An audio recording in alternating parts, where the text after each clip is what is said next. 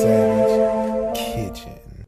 You're going to need these three things here: onion, some black pepper, and some type of bouillon cube or stock. I chose beef.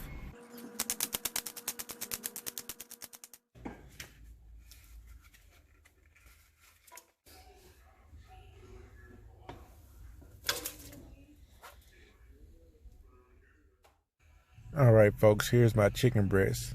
What I didn't show you, but I have a video at the bottom, as I let this chicken sit in a brine for 4 hours before I started poaching it.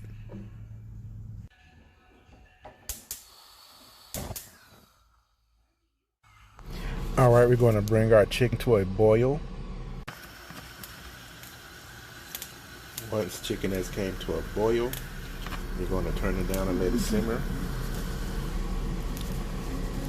And we're going to let that simmer for about 10 minutes. Alright folks, our chicken is ready. It's nice and tender. Hear my daughter in the background talking about how good it smells and reminds her of a restaurant we had once went to. Anyhow, you can test to make sure it is done with the thermometer.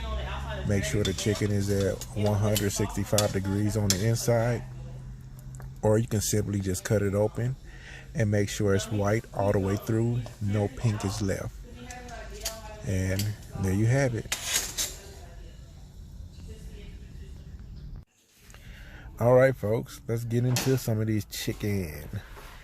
Let's watch how nice they are. Look at this. They slice through them like butter. It smells so great too, folks. I can't show you the smell, but you can see how nice and juicy they are. I got other recipes that I use with this chicken as well. I use this chicken for salad. I use them when I make chicken nuggets. I use it for chicken fingers.